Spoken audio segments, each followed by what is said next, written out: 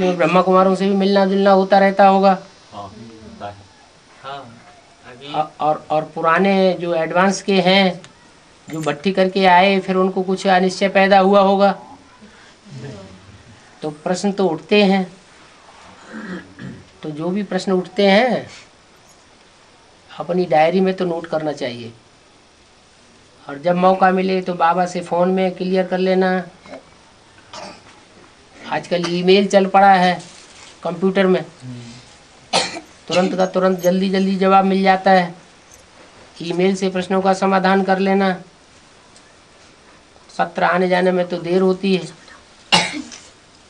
और पार्टी कोई जाती है तो पार्टियों से भी आने जाने से समाधान मिल जाता है।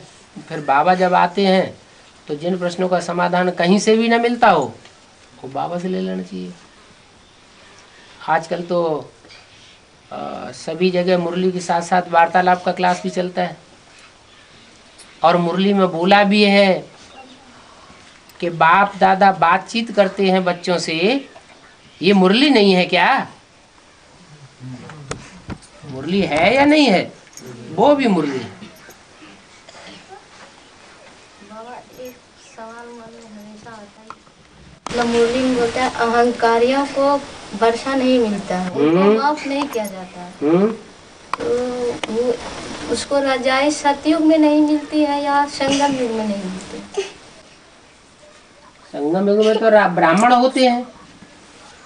ब्राह्मणों का सेवा का काम है या राजाई का काम है? हैं? उनका तो काम है सेवा करना।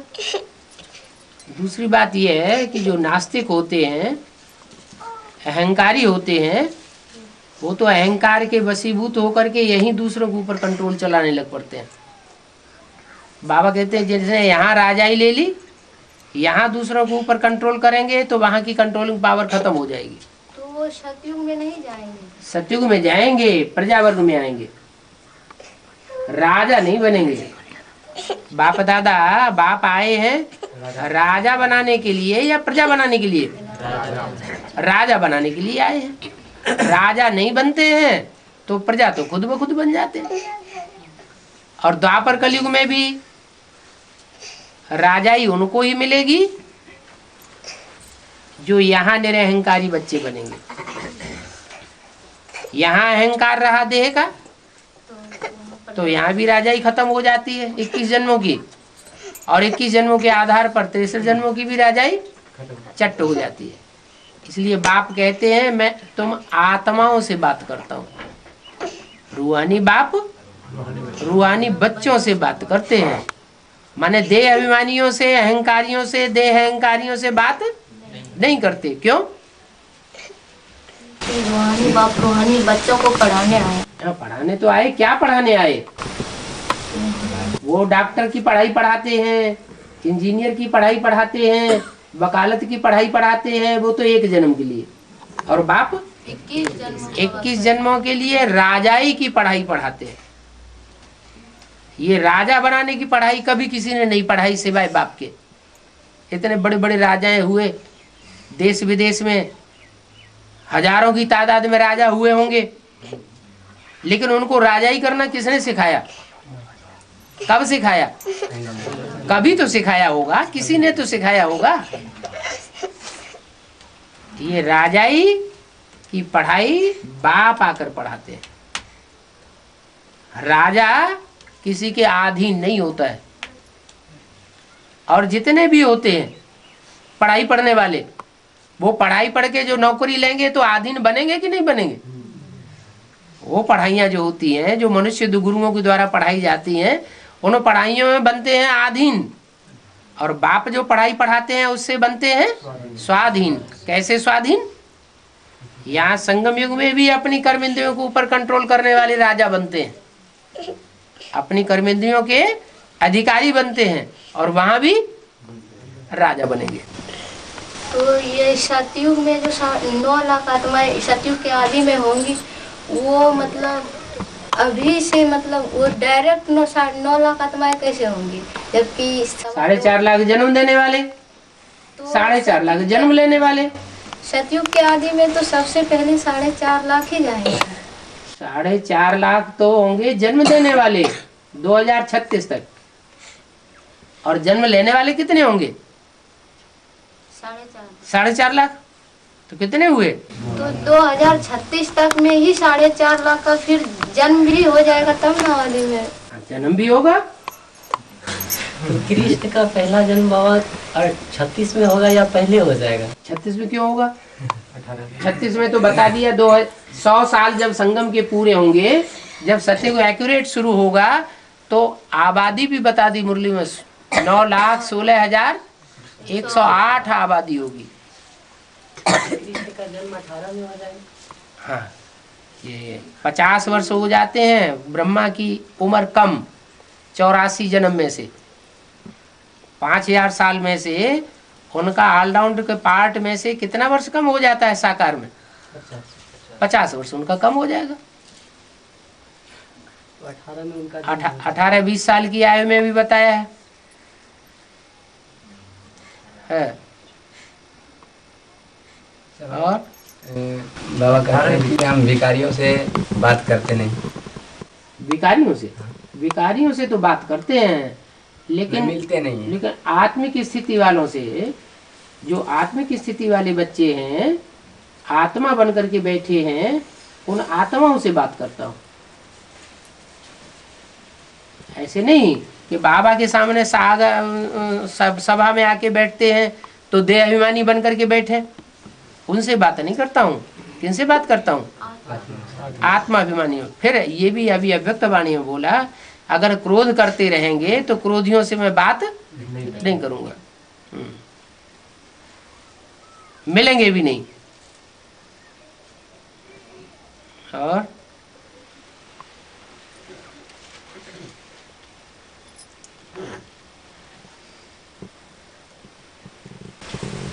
अलबेलापन क्या होता है बाबा?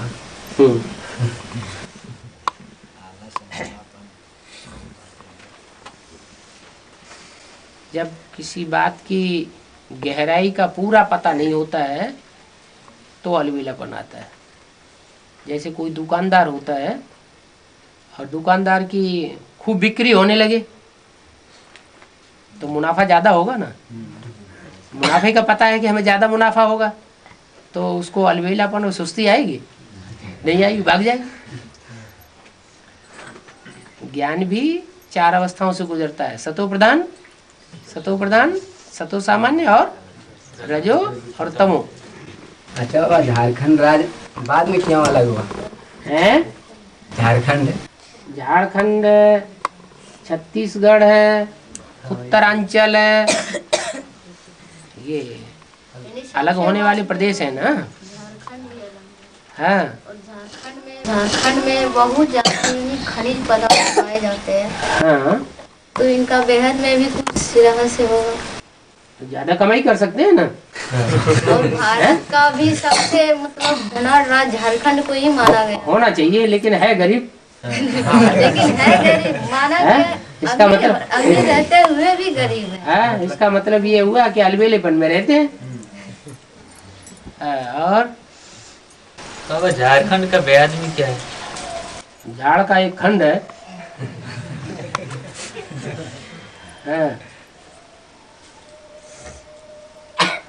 और तो बेहद में भी बाबा यहाँ से लास्ट में, जैसे यहाँ लास्ट में अलग हुआ, तो क्या बेहद में भी बच्चे लास्ट में यहाँ के प्रत्यक्ष हुए? हुई तो बस्ती लास्ट में, लेकिन लास्ट में 2004 में भट्टी होने के बावजूद भी जितनी प्रगति करनी चाहिए, लास्ट सो फास्ट जाना चाहिए, वो तो नहीं जा रहे हैं।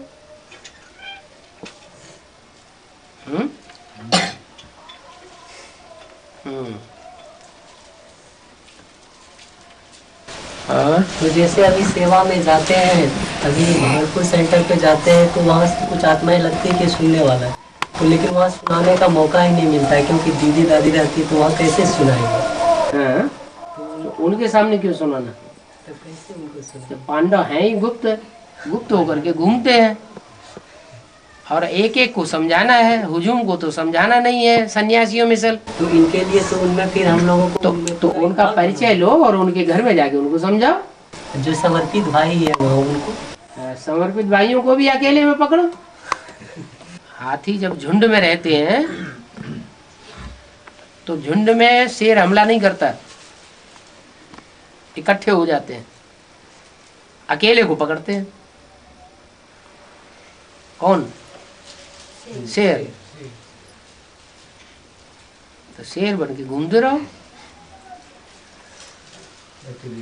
हाँ, तो उसके सेंटर पे गुप्त रूप में मतलब ऐसे वो बोल सकते हैं दीदी लोगों को कि हम लोगों को भी कुछ सेवा दीजिए, और सेवा के ही माध्यम से जो लगेगा निकलने वाला उसको एकांत में सुना सकते हैं। क्यों नहीं? जो ज्ञान है ईश्वरीय ज्ञान, वो तो एक एक को ही दिया जाता है। हर आत्मा के स्वभाव संस्कार अलग अलग होते हैं, वाइब्रेशन अलग अलग होते हैं। चार आत्माओं के इकट्ठा बैठ के सुनाएंगे, उनमें एक कौआ होगा, वो सबको उखाड़ देगा। इसलिए एक एक को बैठ के समझाना चाहिए, उससे राजाएं निकलते हैं। भीड़ को संदेश देने से प्रजा निकलती है। एक को बैठ के समझाएंगे तो अब विचारी दृष्टि की पावर उसे मिलेगी, अब विचारी वाचा की पावर मिलेगी। क्या? अब विचारी ईश्वरीय ज्ञान सुनावेंगे तो उस आत्मा में ज्यादा ताकत भरेगी। तो जैसे जो भी आत्माएं निकालेंगे तो उनको फिर गीता पाठशाला में लाके कोर्स कराना, वो तो उनके अपने अंदर जब बुद्धि में बात बैठेगी तो खुद स्वतः ही आएंगे, स्वतः ही पूछेंगे आप कहाँ जाते हैं, कहाँ आपका संगठन चल रहा है।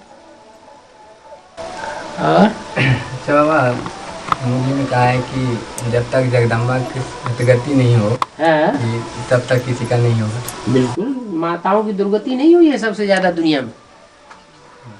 दुनिया में सबसे ज्यादा आज दुर्गति किसकी हो रही है? कन्याओं की हो रही है, कुमारों की हो रही है, अधर कुमारों की हो रही है, या माताओं की हो रही है? माताओं की सबसे ज्यादा दुर्गति हो रही है। तो वो माताओं में सबसे मुख्य माता कौन? जगदम्बा। तो जगदम्बा जो सब माताओं की माता है, उसकी जब तक सदगति न हो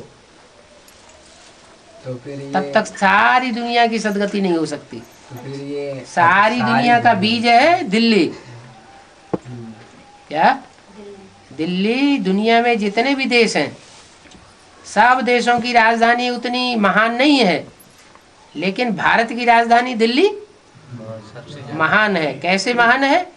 कि दुनिया के हर धर्म के व्यक्तियों ने, हर धर्म के लोगों ने दिल्ली के ऊपर शासन किया है। तो फिर ये अष्टदेव जो है बाबा, इसकी कैसे होगी? हैं?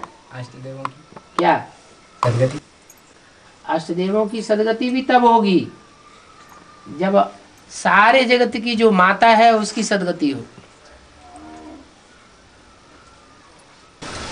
अच्छा, वो पहले 108 प्रत्यक्ष होंगे या विष्णु प्रत्यक्ष होंगे? 3 अभी प्रत्यक्ष नहीं हुए हैं। ती, 3 सीट्स फिक्स नहीं हुई हैं, है? हुई है, लेकिन बच्चों के आगे प्रत्यक्ष हुई है। दुनिया के आगे या बेसिक वालों के आगे तो प्रत्यक्ष नहीं हुई है। तो हमारे सामने तो वो 3 मूर्तियां भी प्रत्यक्ष हैं, उनमें विष्णु की मूर्ति भी प्रत्यक्ष है। हम थोड़ी कह सकते कि हमारे सामने 3 मूर्ति प्रत्यक्ष नहीं है। हमारे सामने तो ब्रह्मा की मूर्ति भी प्रत्यक्ष है, विष्णु की मूर्ति भी प्रत्यक्ष है, और शंकर की मूर्ति भी प्रत्यक्ष है। तो बाबा अष्टदेव में मम्मा बाबा नहीं आएंगे? अष्टदेव में बाबा क्यों नहीं आएगा? अष्टदेव में तो पहला देव कौन है? महादेव कौन है? अरे जो 8 देवताएं हैं उनमें महान देव कौन है? बड़े से बड़ा देवता कौन है? महादेव। वो क्यों नहीं आएगा? वही नहीं तो फिर नहीं, जैसे न उस समय बोले कि 8 और 2 मम्मा बाबा 10, ऐसे जैसे बोले 8 और 2 10, जैसे 108 में 10 बात की तो हाँ। 98 बचे। नहीं, बाप तो है ही है, उसके अलावा 7 देवता और हैं। उन 7 में जो एक मुखिया है वो चंद्रवंश से होगा। बाप तो है ही सूरज। शिव बाप आते हैं तो पहले पहले कौन से देवता को ज्ञान देते हैं? सूर्य को देते हैं। तो बाबा जो 2018 में बोले हैं तपस्या वर्ष, तो क्या वो सबके लिए तपस्या वर्ष 2018 में शुरू हो जाएगा? हैं? तपस्या सबके लिए क्यों? जो पुरुषार्थी होंगे, तपस्या करने वाले होंगे, उनके लिए होगा तपस्या वर्ष, न कि सबके लिए होगा। बेहद में होगी और हद में भी होगी या सिर्फ बेहद में होगी? हैं? बेहद या बेहद और हद दोनों में होगी तपस्या वर्ष या सिर्फ? हद में तपस्या क्या होती है? जैसे बीके तपस्या होती है आत्म की स्थिति में रहना। तो वो बीके से होने वाली आत्माएं बीते वाले तो जानते ही नहीं तपस्या क्या होती है। उस समय तो वो भी मतलब विजय माला भी प्रत्यक्ष हो जाएगी। विजय माला जो है वो सब बीके वालों की नहीं है। जैसे एडवांस वाले में सब धर्मों के लोग घुसे हुए हैं, वैसे जड़ों में भी सब धर्मों की जड़ें, सब धर्मों की आधार हैं। उसमें इस्लामी भी हैं, बेसिक में बौद्धी भी हैं, क्रिश्चियन भी हैं, हर धर्म के हैं। जैसे ये उनमें चंद्रवंशी भी है, जहाँ से विजय माला निकलेगी। 108 के जो माला है 12 मतलब हर धर्म के होंगे, वो मतलब सतयुग के आदि में आएंगे या फिर उन जो बेसिक वाले हैं उन बेसिक वालों में से सिर्फ चंद्रवंशी ग्रुप निकलेगा। दूसरे धर्म में जो कन्वर्ट हुए पड़े हैं वो नहीं निकलेंगे। और यहाँ रुद्रमाला में किसी भी धर्म के बीज हों, आगे पीछे सब निकलेंगे, सब रुद्रमाला में आवेंगे। जो कन्वर्ट किया हुआ है वो भी कन्वर्ट तो होते ही नहीं। बीज जो है वो दूसरे धर्म में जाके जन्म लेते हैं। 63 जन्मों में दूसरे धर्म में जाके जन्म ले सकते हैं, लेकिन कन्वर्ट शरीर रहते रहते दूसरे धर्म में कन्वर्ट नहीं होते। ये इनकी खासियत है। ये अपने धर्म के पक्के रहते हैं। जितना भी सूर्यवंशी बच्चा है, जितना भी सूर्यवंशी है, नहीं वो तो सारे ही सूर्यवंशी अंत में बनेंगे। 4.5 लाख जो भी बीज हैं वो सारे ही अंत में सूर्यवंश, सबका छिलका उतर जाएगा। दूसरे धर्मों का छिलका ही तो चढ़ा हुआ है, वो छिलका उतर जाएगा, सूर्यवंशी बन जाएंगे।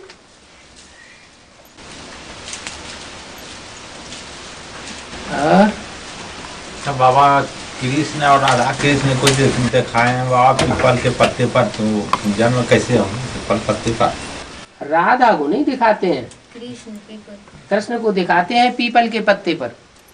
माना कृष्ण वाली सोल जो है, जो पीपल का पत्ता है, उसकी विशेषता क्या होती है? हाँ, डंडी तो लंबी होती है। हाँ, थोड़ी सी हवा का झोंका आया, माया का झोंका आया और जोर से हिलता है। और बाबा कहते हैं भले कितनी भी हल्की नवैया है, पीपल के पत्ते जैसी हल्की नवैया ही क्यों न है। नवैया माना कोई शरीर रूपी नवैया है जो पीपल के पत्ते की तरह पुरुषार्थ में डोलने लगती है।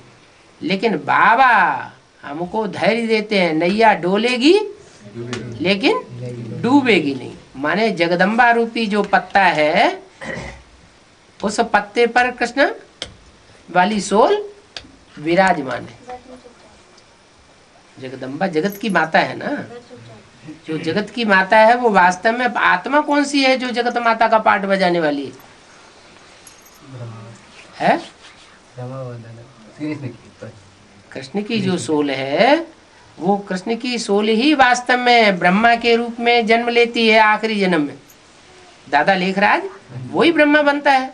और ब्रह्मा के लिए कहा है ये दाढ़ी मूछ वाला जो ब्रह्मा है उसकी पूजा नहीं होती है, लेकिन वही दाढ़ी मूछ वाला ब्रह्मा जब कोई स्त्री चोले में प्रवेश करता है शरीर छोड़ने के बाद, तो जगदम्बा के रूप में उसकी पूजा होती है। इसलिए मुरली में बोला वास्तव में ये ब्रह्मा तुम्हारी जगदम्बा है। क्या ओम राधे जगदम्बा नहीं है क्या? यज्ञ के आदि में जो माता थी वो भी जगदम्बा नहीं है। क्यों? क्योंकि सारे जगत की माता होगी, उसका विशेष गुण कौन सा होगा? सहन शक्ति। वो सहन शक्ति आदि वाली माता में भी नहीं थी, और वही माता अभी दोबारा जन्म लेकर के आती है, तो सहन शक्ति की सहन शक्ति के आगार का पार्ट नहीं बजाती, लेकिन वो तब बजाती है क्योंकि उस आत्मा को सारे संसार का संहार करने का पार्ट मुद्दा हुआ है। देवताएं संहारकारी है या शक्तियां संहारकारी है? शक्तियां संहारकारी है। तो संहारकारिणी शक्तियों में जगदम्बा है सबसे आगे, और उस जगदम्बा में ब्रह्मा की सोल प्रवेश करती है, तब वो जगदम्बा के रूप में असुर संहारिणी बनती है।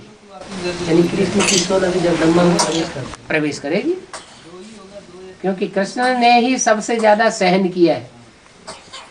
ब्राह्मण परिवार के बीच में सबसे ज्यादा सहन किसने किया? कृष्ण ने। क्या सहन किया? आसुरी बच्चों के अत्याचार को सहन किया। तो आखिरी जन्म में हिसाब किताब तो बच्चों के साथ जुटा ना। तो जिन्होंने सहन कराया वो हिसाब किताब पूरा कब होगा? यही पूरा होगा या सतयुग में पूरा होगा? यही पूरा होगा। तो वो ब्रह्मा की सोल जिसने इतना सहन किया कि अपनी जान भी दे दी, फिर भी बच्चों का भला करने के लिए अभी भी गुलजार दादी में जाकर के प्रवेश करते हैं। वही कृष्ण की सोल फिर जब जगदम्बा में प्रवेश करती है तो असुर संहारिणी का पार्ट बजाती है। इसलिए कहा जाता है धर्मराज शंकर प्रलयंकर। शंकर कोई एक आत्मा का नाम नहीं है, शंकर माना मिक्स। तो धर्मराज का रोल तब तो ब्रह्मा की सोल द्वारा बनी। धारणा सबसे ज्यादा किसमें थी? ब्राह्मणों की दुनिया के बीच सबसे जास्ती धारणा का पार्ट किसने बजाया? ब्रह्मा बाबा ने बजाया। तो जिसने सबसे जास्ती धारणा का पार्ट बजाया वो धर्म का राजा होना चाहिए कि नहीं होना चाहिए? है? होना चाहिए। तो वही धर्मराज है। फिर तो शास्त्रों में शंकर को प्रलयंकर दिखाते हैं। तो शंकर का अर्थ बता दिया ना। शंकर कहाँ कब जाता है? जब तीन आत्माओं का संकरण होता है। राम की आत्मा, कृष्ण की आत्मा, शिव की आत्मा, तीनों आत्माओं का संकरण है तो शंकर है। उस शंकर में भी मुख्य पार्ट किसका है? शंकर के रूप में। शंकर का काम क्या है? विनाशकारी। तो जो विनाशकारी पार्ट है, कैसे भी पार्ट बजाते हैं, कोई भी कार्य करते हैं तो प्रेरणा के द्वारा, शंकर की प्रेरणा से विनाश हुआ ना। तो प्रेरणा कौन देने वाला है? जो स्थापना करता है वही विनाश भी करता है। स्थापना प्रत्यक्ष में की और विनाश अप्रत्यक्ष रूप में करेंगे। शक्तियां निमित्त बनती हैं। राम लक्ष्मण जो है इन दोनों भाई को दिखाए हैं साथ में, और दो भाई को क्यों नहीं? वो विधर्मी है, विदेशी है। विदेशियों को क्यों साथ लेना? ऐसे भी है, राम स्वदेशियों को साथ लेंगे या विदेशियों को साथ लेंगे? राम और लक्ष्मण तो साथ रहते थे बाबा, लेकिन लक्ष्मण क्रोधी था और राम शांत स्वभाव का था। राम तो भगवान है, तो लक्ष्मण को क्रोधी क्यों? वो तो बच्चे हैं। हाँ जी। और जैसे भगवद्गीता का ही एक भाई मतलब सवाल किया था कि वो बोला क्या कि जब बाबा भारत में ही आते हैं भगवान, तो फिर बाबा यानी कराची से वहाँ माउंट आबू क्यों चले गए और कराची फिर पाकिस्तान में जिस समय कराची था उस समय कराची हिंदुस्तान था या पाकिस्तान था? हिंदुस्तान था। हिंदुस्तान ही अभी भी रहना चाहिए ना, अभी क्यों वो पाकिस्तान? जब भारत खंडित हो जाए तब तो अखंड भारत बनाने के लिए आए। जब भारत सारा ही भारत व्यभिचारी बन जाए, विदेशियों के प्रभाव में आ जाए, तब तो भारत को उत्थान करे आगे। गिरे हुए का उत्थान किया जाएगा या उठे हुए का उत्थान किया जाएगा? गिरे हुए का उत्थान करने के लिए भगवान आता है। खंडित भारत को अखंड भारत बनाने के लिए आता है। अच्छा, अव्यक्तवाणी में मतलब हर देश का आता है, लेकिन पाकिस्तान का क्यों नहीं आता है? पाकिस्तान का नाम क्यों नहीं आता? पाकिस्तान किस देश का हिस्सा है? भारत देश भारत देश का हिस्सा है, जो है ही भारत देश का हिस्सा है, उसमें तो जबरदस्ती कब्जा किया हुआ है। तो वहाँ जैसे पाकिस्तान उसका नाम क्या पड़ा, जब पाकिस्तान है तो वहाँ पाप अधिक होता है वही नहीं, असल में। हिंदुओं में चोरी छिपे शादियां कितनी कर लेते हैं? हिंदुस्तान में चोरी छिपे शादियां कितनी कर लेते हैं? और पाकिस्तान या मुस्लिम देशों में सख्त नियम है कि एक आदमी ज्यादा से ज्यादा 4 शादियां कर सकता है। तो ज्यादा बेविचारी कौन हुए? हिंदुस्तानी ज्यादा बेविचारी हो गए। भारत के राजा है ना, एक एक राजा कितनी रानियां रखता था? 100 रानियां रख लेते थे। यह था राजा तथा प्रजा। प्रजा के पास तो इतनी धन संपत्ति है नहीं, इतनी मिल्कियत है नहीं, तो खुलेआम तो रख नहीं सकेगा। तो क्या करते थे? वो चोरी करते थे प्रजा वर्ग के लोग। अरे जैसा राजा होगा वैसी प्रजा होगी ना, तो प्रजा सारी भ्रष्टाचारी हो गई, भारत का पतन हो गया।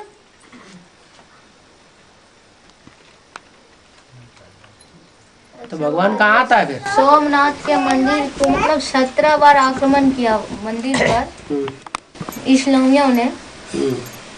तो वो मतलब हद में इस्लामियों ने नहीं आक्रमण किया, मुसलमानों ने ही किया। तो वो फिर बेहद में भी तो कोई ऐसा होगा जो यहाँ बेहद में सोमनाथ का मंदिर कौन सा है? पहला अहमदाबाद का पालड़ी सेवा केंद्र। तो पालड़ी सेवा केंद्र पर कितने कितने आक्रमण हुए? जैसे ये सोमनाथ मंदिर है स्थूल में, वो सोमनाथ मंदिर नया बनाया गया है। क्या? जो पुराना मंदिर था उसका नाम निशान खत्म हो गया। पार्ली सेंटर नहीं होगा? ऐसे ही पालड़ी सेंटर जो साबरमती नदी के किनारे था वो नेस्त नाबूद हो गया, दूसरा नया बना के खड़ा कर दिया।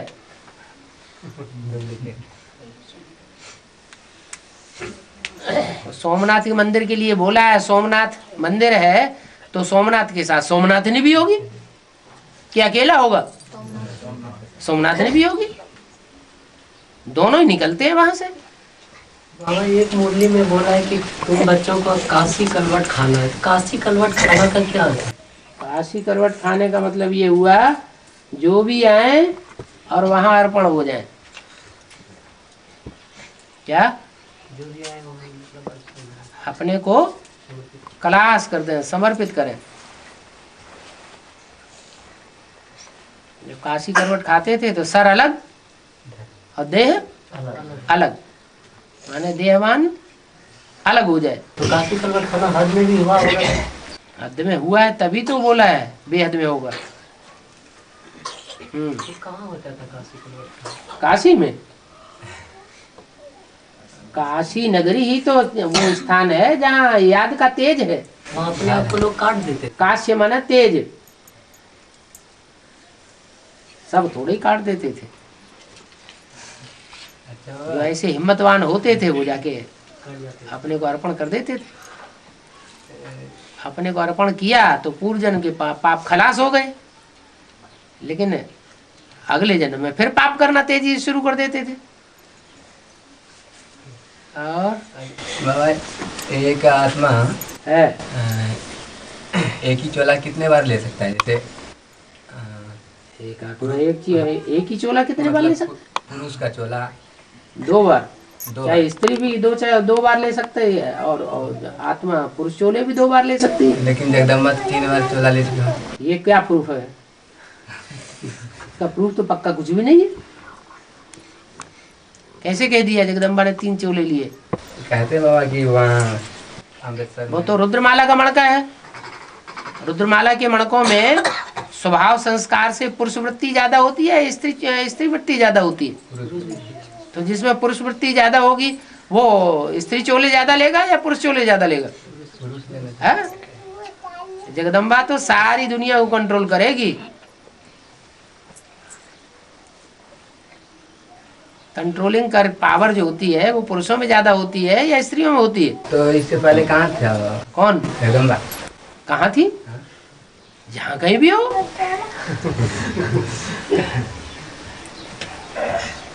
हाँ अच्छा, तो फिर कहते हैं बाबा कि ये संगम युग में जो 84 जन्म लेते हैं ना टोटल, तो 84 जन्म में भगवान मिलते हैं। 84 जन्म में कहाँ मिलते हैं भगवान? लास्ट जन्म जो है, लास्ट 84वें जन्म में। 84वें जन्म। हाँ। तो ये दो जन्म जो लिए, तो कौन सा जन्म कहेंगे? किसने 2 जन्म लिए? नहीं, दुबा मुरली में से बोला है कि जिसने पूरा 84 जन्म लिया हाँ। उन्हीं को यह ज्ञान सुनाता हूँ। नहीं, जैसे कि बाबा थे प्रजापिता, हाँ। तो वो तो पहले ज्ञान में आए ना, हाँ। फिर शरीर लिया, हाँ। उसको कौन सा जन्म कहेंगे? जो पहले ज्ञान में आए वो 84वां जन्म थे। पहले सन 36 में, हाँ सन 36 में जो लिया ज्ञान, हाँ। उस समय वानप्रस्थ अवस्था तो थी, लेकिन जो भी अवस्था थी उस अवस्था में अगली अवस्था में 40 साल ऐड हो जाते हैं। क्या जिसमें प्रवेश किया उसका नाम क्या रखते हैं? ब्रह्मा। प्रजापिता ब्रह्मा हुआ ना। तो प्रजापिता ब्रह्मा की आयु शास्त्रों में कितनी गाई हुई है? 100 साल गाई हुई है। तो 60 साल में उस समय प्रवेश किया, और बाकी जो टाइम रहा वो दूसरा जन्म लेकर के आता है, तो वो ऐड हो जाता है। तो 84वां ही जन्म कहेंगे। हाँ, 84वां जन्म जो है वो एक्स्ट्रा ऑर्डिनरी जन्म है। उसमें 84वां भी है और पहला जन्म भी है सतयुग का। उसको जो सन 76 से नया जन्म हुआ, उसको ये नहीं कह सकते वो 84वां ही है, क्योंकि उसी जन्म से कंचन काया भी बनेगी।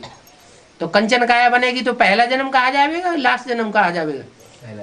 पहला जन्म कहा जाएगा। अच्छा बाबा, ये कहते हैं कि जो एडवांस में आ रहे हैं डायरेक्ट, हाँ जी, वो पहले बेसिक में होंगे जरूर। अच्छा, जो कि अभी ज़्यादा उम्र के हैं, वो एडवांस में डायरेक्ट आए, तो वो कौन सा? मान लो 70 साल के हो गए कोई, हाँ, यहाँ तो 70 साल का कोई बैठा नहीं है, नहीं बैठा है बाबा, लेकिन मान लो कोई है 70 साल के, तो इससे ये साबित होता है कि वो पहले जन्म में भले नहीं थे, माने ज्ञान में नहीं थे, सन 36 से ज्ञान में नहीं थे, लेकिन राम वाली आत्मा के साथ रहे होंगे, इसलिए वो संस्कार उनके अंदर भरे हुए हैं। क्या?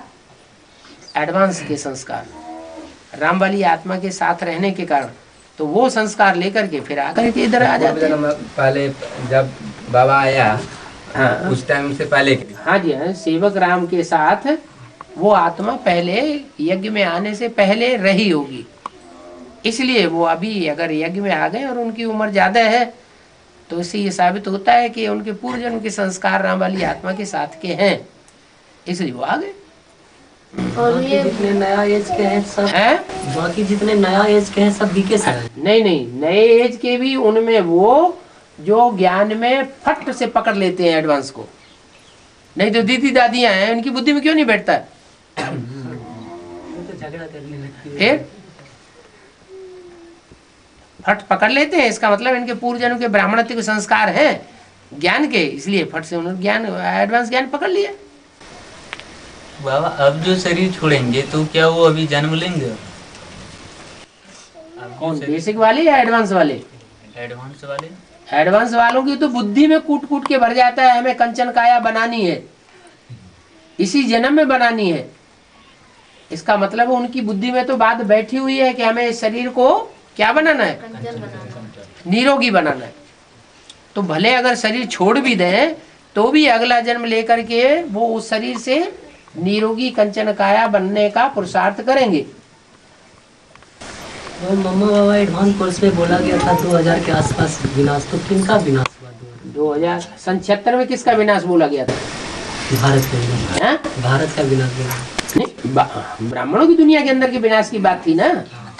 सन 76 में चुटकी होते ही विनाश बोला गया था, यह विनाश की शुरुआत थी? चुटकी होते ही विनाश बोला गया। हाँ? नहीं बोला शुरुआत। विनाश चुटकी होते हो जाता है क्या? नहीं, शुरुआत। हाँ, शुरुआत थी, माने ब्राह्मणों की दुनिया में जो भी ब्राह्मणों की दुनिया थी उसमें विघटन शुरू हो गया। दो पार्टियां हो गई, एक एडवांस पार्टी और एक बेसिक पार्टी। और वो विनाश होते होते, खंडित होते होते पूरा खंडन कब हो गया? 2000 में पूरा खंडन हो गया, जब 98 में आक्रमण हुआ एडवांस पार्टी के ऊपर। तो पूरा ही विनाश हो गया। और बाबा बीके की सेवा करने के लिए वहाँ तो झूठ भी बोलना पड़ता है, जाते हैं तो बहुतों से झूठ बोलना पड़ता है। पांडव जो गुप्त होके घूमेंगे तो बचाएंगे, बताएंगे क्या हम पांडव हैं? तो युक्ति है, झूठ थोड़ा ही बोलना है, इससे कोई किसी का नुकसान हो रहा है क्या? झूठ तो वो होता है जिससे दूसरे का नुकसान हो जाए, दूसरे को दुख हो जाए, दूसरे को ऐसे भी बोलता है। हम लोग आते हैं तो भोग लगाइए, ये चीजें मतलब भोग लगाने के लिए भी दीदी सब बोलते हैं। मुरली में क्या बोला है? ये भोग ध्यान दीदार, ये समय बेकार है, फालतू वेस्ट टाइम गवाना है, या ज्ञान की बात है? बेकार ये तो है, लेकिन वो तो नहीं, वो अगर उनको नहीं दिया जाए तो वो तो समझ लेंगे। फिर ये मतलब जरूर कोई बात है तब ना, मतलब जितने भी भाई बहन जाते हैं सब कोई भोग लगाते हैं। हाँ, जो भगत होंगे वो तो भोग लगाएंगे। तो किसको भोग लगाते हैं? कौन खाता है? ब्रह्मा खाता है? ब्रह्मा है वहाँ खाने वाला? या है ही नहीं, तो फिर दीदी भोग तो थालियाँ खाते हैं। फालतू एक नाम रख दिया है, जैसे भक्ति मार्ग में भोग लगाने का उपक्रम रखा हुआ है अंधश्रद्धा पूर्वक है। तो यहाँ तो पर उनको मतलब वो जो बोलती है कि आप लोगों को भाई भोग लाना चाहिए, तो क्या देना चाहिए या नहीं देना चाहिए? मतलब वो तो ऐसे जबरदस्ती भी बोलने लगते, भाई क्यों नहीं देते हम? मांगने वालों को देना चाहिए या नहीं देना चाहिए? मांगने से मरने वाला, तो जो मांगने वाला है वो तो पाप कर ही रहा है, और जो देने वाला है वो दान किसको देना है? श्रेष्ठ को दान देना है या भ्रष्ट को देना है? तो श्रेष्ठ को दाना, श्रेष्ठ थे श्रेष्ठ हमें जब मिल गया तो हम भ्रष्ट को दान क्यों देंगे? हमारा लेना देना किससे है? संशय होता है ना उनके मन में कि ये क्यों नहीं देते हैं। उनको संशय होता है तो हम जितना खाते हैं उतना उनको दे देते हैं। मतलब साधारण वृत्ति दे सकते वो हैं। उनकी जो संदूकची लगी है कि नहीं लगी है अभी? हाँ लगी है, तो संदूकची में 1 टन से डाल दो। ऐसे और कहते हैं पहले की ज्ञान सुनो तब हम सुनो। वो कहते हैं ज्ञान पहले सुनो, हमको सुन लो उसके बाद हम आपको सुनाएंगे। तुम्हारे पास ज्ञान कम है क्या? वो कहता है नहीं, पहले हमको सुनो तब तुम्हारा हैं? पहले हमारा सुनो। वो कहते हैं, तो जब वो सुनाना शुरू कर दे तब भी तुम पूछना शुरू कर दो। पूछना शुरू कर देते हैं तो बाबा गुस्सा आ जाती है, चली जाती है। गुस्सा नहीं लगती। तब को शंकर पाटी गुस्सा, अगर गुस्सा आया तो ज्ञानी है। जहाँ गुस्सा आएगा वहाँ ज्ञान कहाँ रह गया? वो कोर्स करा रही थी वहाँ की। चलो अब वो क्या करते हैं वो छोड़ दो, है ना? करना क्या है? कोई रेखा खींची हुई है तो हम बड़ी रेखा खींच करके दिखा दें। वो जो कुछ कर रहे हैं उन्हें करने दो, वो उनको तो भक्ति मार्ग का शूटिंग ही करनी है। दुनियावी लोग जो हैं उनको ही फॉलो करना है। अगर वो दुनिया के गुरुओं को नहीं फॉलो करेंगे, भक्ति मार्ग को फॉलो नहीं करेंगे, तो फिर राजा कौन बनेगा? राजा बनने में हमारा नंबर कैसे लगेगा? इसलिए वो जो कुछ कर रहे हैं उन्हें करने दो। और बाबा यहाँ महर्षि मेहीदास का ज्यादा चेला है, सत्संग कहते हैं महर्षि मेहीदास सन्यासियों का, तो उनसे कभी कभी लड़ाई हो जाता है बाबा। किसकी? भक्ति मार्ग वालों से। हाँ दुनियावी जो भक्ति मार्ग वाले हैं हाँ उनसे झगड़ा हो जाता है। हाँ, ऐसे बहस हो जाता है ना। झगड़ा क्यों करना है? हम तो नहीं करते बाबा, वो लोग बहुत ज्यादा गुस्सा हो जाते तो हैं। हम हंसी हंसी में उनसे बात करें, खुश होके बात करें। ये तुम्हारा ज्ञान कैसा है जो तुम नाराज हो रहे हैं? हाँ, तो अपने आप शर्मा जाएंगे। तो हमारे घर में भी मेरा पिताजी है, हाँ? वो ज्ञान इसमें विरोध तो नहीं करता है, लेकिन वो छोड़ता भी नहीं है उसको। भक्ति। हाँ ठीक है, वो जिसमें है ना, जिसमें भक्ति के संस्कार हैं उनको भक्ति करने दो। छोड़ने के लिए क्यों कहते हैं? मुरली में कभी बोला है कि भक्तों से कहो तुम भक्ति करना छोड़ दो? नहीं, छोड़ने के लिए नहीं कहता हूँ। हाँ, कहता हूँ जहाँ सच है उनको भक्ति करने दो, भक्ति करने में उनको सहयोग दे दो। लो और करो भक्ति, जल्दी जल्दी भक्ति पूरी करो। भक्ति पूरी होगी तो भगवान मिलेगा, ज्ञान मिलेगा। और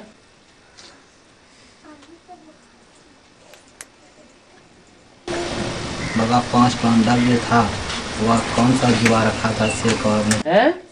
कह रहे 5 पांडव जो गए हैं, हाँ, तो वो जुआ खेले थे ना बाबा, हाँ, तो कौन सा वो जुआ है? अरे क्या? तन मन धन सब अर्पण करना है ईश्वरीय सेवा में, करना है या नहीं करना है?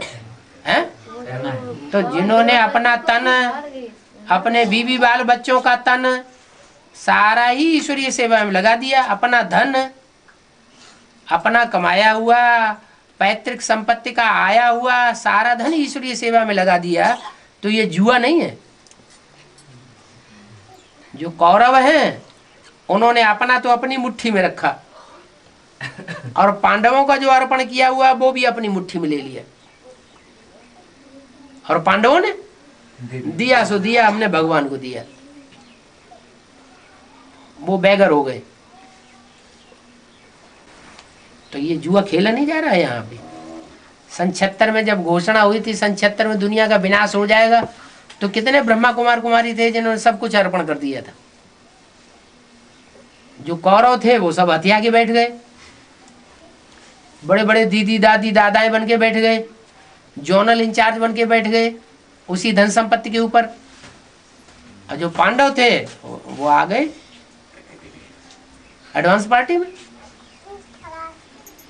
तो पांडव तो द्रौपदी को हार जाते हैं, तो ज्ञान में इसका क्या अर्थ है? जो सच्चा पांडव होगा वो अपनी पत्नी को भाई समझेगा या पत्नी समझेगा? जब आत्मा भाई भाई हो गई तो जो कौरव हैं वो उसको अपनी मुट्ठी में लेंगे या हमारी मुट्ठी में रखेंगे? हैं? वो अपनी मुट्ठी में ले लेते हैं। कौरव अपनी मुट्ठी में ले लेते हैं, पांडव बाबा की मुट्ठी में। पांडव बाबा की मुट्ठी में ले लेते हैं, कौरव अपनी मुट्ठी में। पांडव जो है वो पांडव सच्चे पुरुषार्थी हैं और कौरव हैं झूठे पुरुषार्थी। अपनी गोट भी अपने हाथ में रखते हैं, दूसरों को भी गोट अपने हाथ में ले लेते हैं। है। और बाबा जैसे कि रामायण में दिखाया, यानी कि बिहार में जो है मंदार हिल पर्वत, वहाँ सागर मंथन हुआ है देवताओं और असुरों का, उसमें से अमृत निकला है, यानी वो दिखाया गया। रामायण में भी मतलब इनकी चर्चा है, तो क्या वो बिहार में भी होगी? जो विचार सागर ज्ञान सागर मंथन नहीं हो रहा है? बिना मंथन के कहीं मक्खन निकलता है क्या? इसीलिए तो बोला है मुरली में, सन 68 तक जो मुरली चलाई गई ब्रह्मा के द्वारा, उसमें क्या बोला है? यही तो बोला है कि अभी गीता ज्ञानामृत नहीं कहेंगे। क्या? गीता को गीता कहेंगे, लेकिन गीता ज्ञान अमृत नहीं कहेंगे। क्यों नहीं कहेंगे? क्योंकि सन 68 तक उस ज्ञान का कोई मंथन नहीं हुआ था। मनन चिंतन मंथन ही नहीं हुआ तो सार कैसे निकलेगा? दूध को मंथा जाएगा, दही को मंथन किया जाएगा, तो उसमें से सार मक्खन निकलेगा। तो ऐसे ही जो 68 तक मुरलियां सुनाई गई उनका मंथन किसी ने नहीं किया।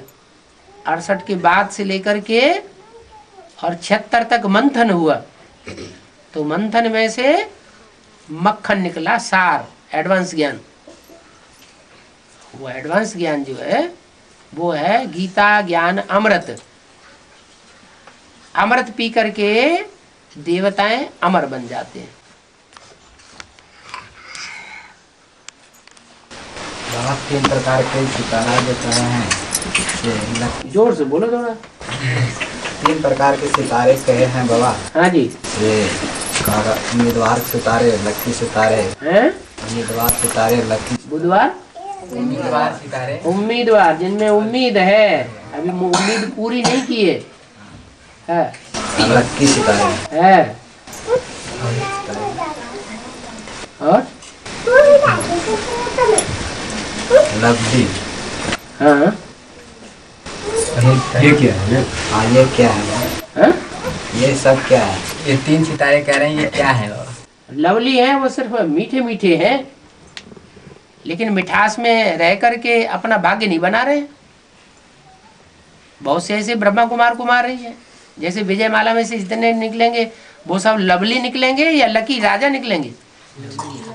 लवली निकलेंगे, राजा तो नहीं बने।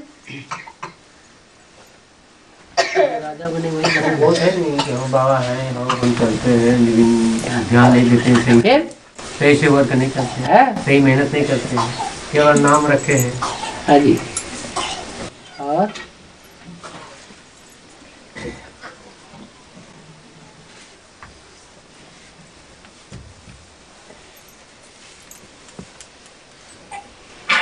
और जब त्रेता की द्वापर की शूटिंग हो रही थी तो जो ज्ञान में नहीं आए थे तो उनकी शूटिंग कैसे हुई द्वापर की? द्वापर की शूटिंग जब हो रही थी तो जो जो ज्ञान में नहीं आए होंगे जो भी आत्मा, तो उनकी शूटिंग कैसे हुई द्वापर की? मन जैसे कि कोई, जैसे हम लोग 6 साल से ज्ञान में है, यानी 2000 से हम लोग ज्ञान में हैं, हाँ तो एडवांस नॉलेज 2000 में मिली। हाँ उनके पहले ही त्रेता युग की शूटिंग समाप्त हो चुकी, ये सब द्वापर की शूटिंग समाप्त हो चुकी। हाँ। जो ज्ञान में आए 2000 से, उनका द्वापर का शूटिंग कैसे हुआ?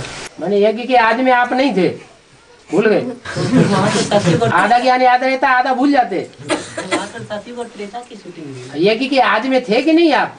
हाँ। तो सतो प्रधान सत्यु की शूटिंग करके आए ना। हाँ, और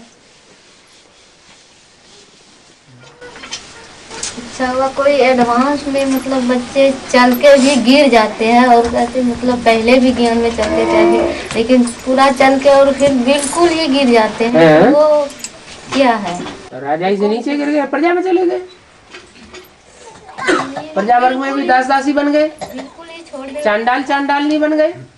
तो भी वो सतयुग में आएंगे। अरे बिल्कुल ही छोड़ दिया तो बाबा ने तो कहा तुम जो ज्ञान में अभी चल रहे हो ना, तुम्हारा पूरा का पूरा परिवार ज्ञान में चलेगा। एडवांस में बोला कि नहीं, वो अव्यक्तवाणी में बोला ना, तुम्हारा पूरा का पूरा परिवार ज्ञान में चलेगा। अभी नहीं चल रहा है, अभी ज्ञान में भी नहीं चल रहे हैं, तो भी वरदान दिया हुआ है कि तुम्हारा पूरा परिवार ज्ञान में चलेगा। तुम्हारा माने किसका? बेसिक वालों का? बेसिक वालों का नहीं, एडवांस वालों का। एडवांस वालों का जो पूरा परिवार है वो तब ज्ञान में चलेगा जब एडवांस का जो बाप है साकार में इस सृष्टि पर आया हुआ, वो संसार के सामने प्रत्यक्ष हो जाएगा। तो एडवांस वालों की कदर बढ़ जाएगी उनके परिवार में, कि देखो भगवान को हमने नहीं पहचान पाया और इन्होंने पहचान लिया। ये पहुंचे हुए गुरु निकले, और हम इतनी भक्ति अक्ति करते रहे थे, दुनिया हम समझते थे कि हम आगे हैं, लेकिन हम पीछे रह गए। अच्छा वो एडवांस पार्टी को ज्यादातर बीके का सेवा करना चाहिए या दुनिया वालों की?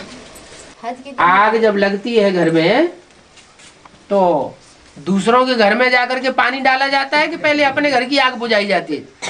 अपने घर की। आग लगी हुई है, इसलिए बीके का ही सेवा पहले करना। तो जो अपने घर परिवार के बाप के बच्चे हैं, जो खास करके जो टूटे हुए हैं, पहले के वंचित हुए पड़े हैं, उनको पहले उठाओ। एडवांस मतलब बीके में भी ऐसे ऐसे भाई हैं जो दीदी से हमेशा ना खुश रहता है, लेकिन फिर भी समर्पित भाई के रूप में काम करता है। हाँ, तो उनको ज्ञान सुनो।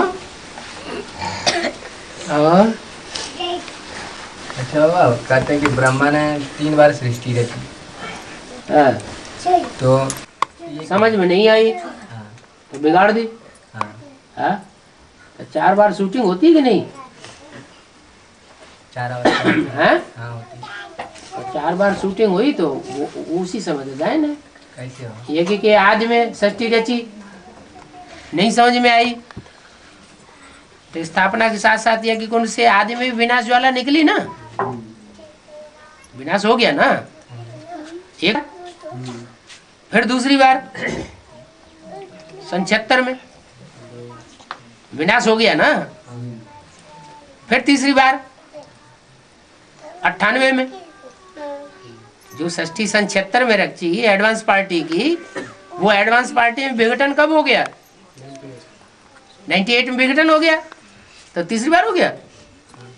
अब जो निकल रहे हैं अष्टदेव, ये पक्के हो जाएंगे। तो सृष्टि रची तो बाबा अकेले थोड़े, वो सहयोगी भी तो होंगे। बिना सहयोगी का अष्टदेवों की षष्ठी रची जाएगी? नहीं, हाँ। पहले की बात में कह रहा हूँ।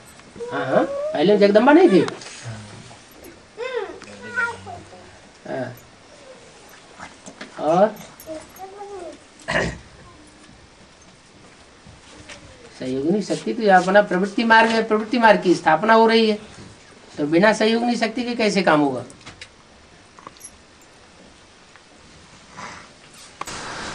बाबा यहाँ झारखंड में एक जहाँ देवघर से आए ना आप, तो देवघर में बाबा बासुकीनाथ का वो है, तपोवन है, मंदिर है बहुत बड़ा। तो वो कहते हैं कि एक बैजू नाम करके यादव था, उसी ने उसको लाया है। अच्छा। शिव को, शिवलिंग को।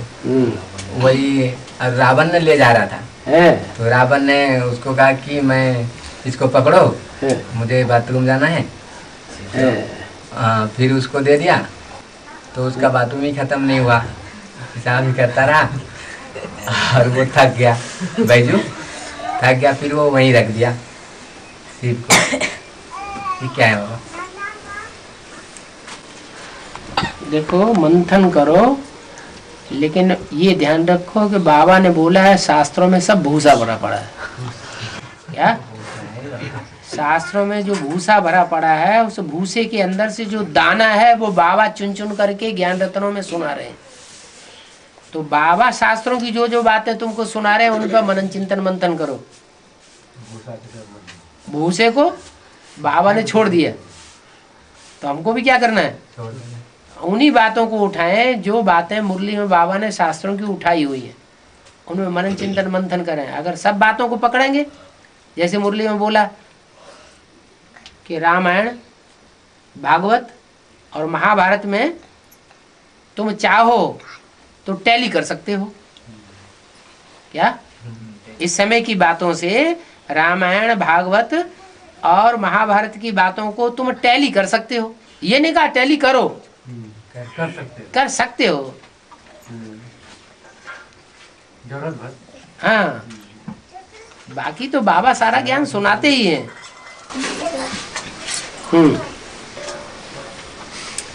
बाबा पहले महाभारत को पीयू की वाणी कौन सुनाता था? पीयू किसे कहा जाता है? पीयू माना क्या? पीयू माने कोयल नहीं, पति। पीयू माने बाप। बाप, सॉरी। बाप कौन है? ये सिंधी भाषा है बाबा। हाँ, सिंधी भाषा है। बाप कौन है? पहले पहले बाप कौन है? सेवक नहीं, पहले पहले बाप सेवा राम का भी बाप कौन है? प्रजापिता का भी बाप कौन है? शिव बाप। तो वही पीयू है। वही पीयू की वाणी आदि में चलती थी। जब पीयू चला गया तो दो माताएं थी, यज्ञ में माताएं निमित्त थी ना, उनके द्वारा चलता रहा। अच्छा, वो ये राधा बच्ची जो है, ये कलकत्ता से निकली थी या फिर से निजामाबाद से? अरे, यज्ञ के आदि में दो माताएं थी। जैसे वो बगल से ही सुनो, बाबा ने बोला है मैं अकेला नहीं आता हूँ। किसके साथ आता हूँ? तीन मूर्तियों के साथ आता हूँ। तो तीन मूर्तियों में छोटी माता और बड़ी माता दोनों माताएं थी या नहीं थी? हैं? दोनों माताएं थी। कलकत्ते से ही। हाँ जी। और टाइम होने जा रहा है। हारी जाओ हैं? हारी जाना दूर रास्ता है बाबा, हारी रुकते नहीं। अब तुमने पहले कभी जल्दी मचाई होगी कि आप जल्दी आओ। जल्दी में प्रोग्राम तो ऐसे ही बनता है, जल्दी वाला। जल्दी जल्दी मचाई तो उसमें जल्दी में प्रोग्राम जो है बीच में घुसेड़ा जाता है। था नहीं प्रोग्राम, लेकिन वो बीच में डाल दिया गया। बहुत इमरजेंसी। हाँ बच्चे तो ऐसे चीज बताते हैं जल्दी। हाँ जी, हाँ जी। और आप चले जाइएगा बाबा जल्दी। हाँ? चले जाइएगा जल्दी। हाँ तो ये तो सब दिन के लिए हो गया ना, शूटिंग हो गया ना बाबा। हाँ, तो क्या हुआ? हैं? और तुम्हारी भी तो जल्दी बुलाने की शूटिंग हो गई ना।